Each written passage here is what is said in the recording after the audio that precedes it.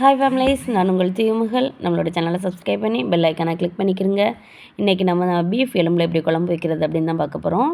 இன்றைக்கி பீஃப் எலும்பு எடுத்துக்கிடுவோம். இது வந்து ஒரு 200 வாங்கிட்டு வந்தான் தம்பி.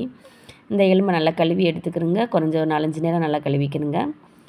நல்லா கழுவி எடுத்த பின்னாடி கறி மூழ்கிற அளவுக்கு தண்ணி ஊற்றிக்கிறணும். 2 டேபிள் ஸ்பூன் அளவுக்கு உப்பு, அதிகமாக போட்டுற வேண்டாம். நம்ம குழம்பு வைக்கும்போது சேர்த்துக்கிடலாம். கொஞ்சம் உப்பு போட்டுட்டு 2 டேபிள் ஸ்பூன் மஞ்சள் பொடி போட்டு கறியை ஒரு 4 விசில் 5 விசில் வர அளவுக்கு நல்லா வேக வச்சு எடுத்துக்கணுங்க. ஏன்னா எலும்பு கொஞ்சம் இது தின்னமாகவே இருக்கும். அதனால் கூட 2 விசில் வச்சு எடுத்துக்கலாம். நல்லா கறியை எடுத்து குக்கரில் மூடி வச்ச பின்னாடி ஒரு 5 விசில் 6 விசில் வர அளவுக்கு நம்ம வேக வச்சு எடுத்துக்கலாம். இப்போ நம்ம தேவையான தேங்காவை எல்லாத்தையும் அரைச்சிக்கலாம். தேங்காயில் கொஞ்சோன்னு கறி மட்டன் மசாலா பொடி சேர்த்து தேங்காய் அரைச்சி எடுத்து வச்சுக்கிடுவோம். கறி நல்லா வெந்து எடுத்த பின்னாடி நம்ம கடாய் அடுப்பில் வச்சு குழம்பு செய்ய ரெடி பண்ணிடலாம். பாருங்கள், கறி நல்லா வெந்துருச்சு. இப்போ கறி அப்படியே எடுத்து வச்சுக்கிறோம். கறியில் உள்ள தண்ணியை கீழே கொட்டிடாதீங்க. அந்த தண்ணியை எடுத்து வச்சுக்கிறோங்க. நம்ம அதை வச்சு தான் குழம்பு வைக்க போகிறோம்.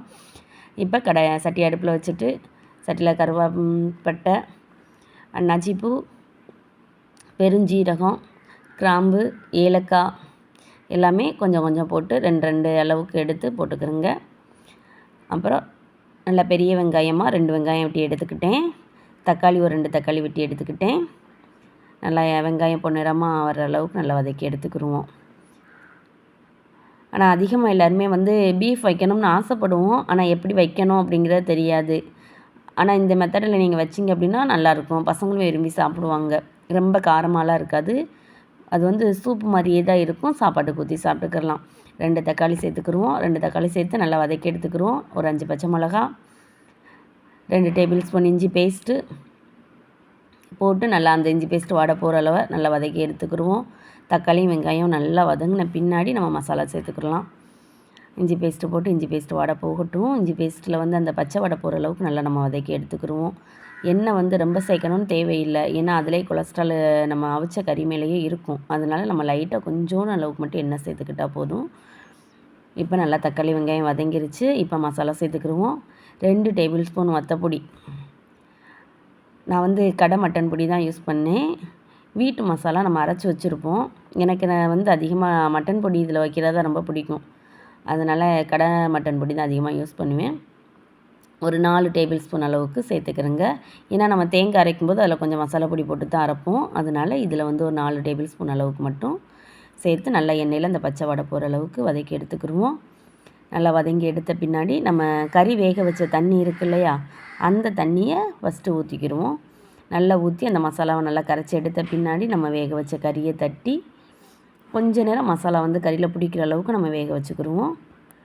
நல்லா கறியில் மசாலா பிடிக்கிற வரை நல்லா கொஞ்சம் நேரம் வெந்த பின்னாடி ஒரு 5 மினிட்ஸ் கழித்து நம்ம வந்து இது அரைச்சி வச்ச தேங்காவை சேர்த்துக்கிற வேண்டியதான். இப்போ நல்லா மசாலா வாடெல்லாம் போய் நல்லா சுண்டிருச்சு. இப்போ நம்ம கறி வேக வச்ச தண்ணியை ஊற்றியாச்சு. நல்லா மசாலா எல்லாத்தையும் கரைச்சி விட்டுட்டு இப்போ நம்ம வேக வச்ச கறியை சட்டியில் சேர்த்துக்கிடுவோம்.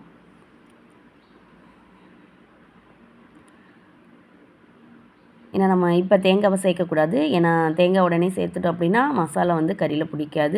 கறி வந்து வெள்ளையாக தெரியும். அதனால் கொஞ்சம் நேரத்துக்கு நம்ம அந்த மசாலா கறியில் சேர்க்குற வரை தண்ணி எதுவும் சேர்க்காமல் கொஞ்சோண்டு தண்ணியிலேயே அந்த கறி வேக வச்ச தண்ணியிலேயே ஒரு 10 மினிட்ஸில் 5 மினிட்ஸ் வந்து தேவையான அளவு உப்பு போட்டுட்டு மூடி வேக வச்சுக்கிடுவோம். இப்போ நல்லா கொஞ்சம் நேரம் நல்லா வெந்த பின்னாடி மசாலா எல்லாமே கறியில் நல்லா பிடிச்சிரும். நீங்கள் ஓரளவுக்கு ஏன்னா ஏற்கனவே உப்பு சேர்த்துருக்கோம். அதனால் உங்களுக்கு தேவையான மட்டும் உப்பு செய்யுங்க. அளவு பார்த்துக்கிட்டு செய்யுங்க. ஏன்னா கம்மியாக இருந்தால் கூட நம்ம சேர்த்துக்கலாம். அதிகமாகிடுச்சுன்னா ஒன்றும் பண்ண முடியாது. இப்போ வந்து நம்ம எல்லாம் சேர்த்தாச்சு. ஒரு 10 மினிட்ஸ் நம்ம மூடி நல்லா மசாலா பிடிக்கிற வரை அந்த கறியை வேக வச்சுருவோம். இப்போ நம்ம தேங்காய் அரைச்சி எடுத்துக்கலாம். தேங்காயில் நம்மளுக்கு தேவையான வீட்டு மசாலா பொடி கொஞ்சோன்னு சேர்த்து தேங்காவை நல்லா அரைச்சி எடுத்து, தேங்காய் வந்து நான் பால் எடுத்து தான் ஊற்றுவேன். தேங்காய் ஃபுல்லாக ஊற்றுறதுக்கு தேங்காய் அரைச்சி அப்படியே ஊற்ற மாட்டேன். தேங்காய் பால் மட்டும்தான் சேர்ப்பேன். இப்போ தேங்காய் பால் எடுத்து நம்ம ஊற்றியாச்சு. இப்போ குழம்பு நல்லா கொதிச்சு வந்துருச்சு. கடைசி நேரத்தில் நம்ம என்ன செய்யலாம், இறக்குறதுக்கு கொஞ்சம் நேரத்துக்கு முன்னாடி ஒரு லெமன் மட்டும் மேலே நல்லா புழிஞ்சு விட்டுக்கிறோங்க. மேலே கொத்தமல்லிக்காய் போட்டு குழம்பு ரெடி பண்ணியாச்சு. குழம்பு இறக்கி நம்ம சாப்பிட வேண்டியதுதான். பீஃப் எலும்பு குழம்பு ரெடி.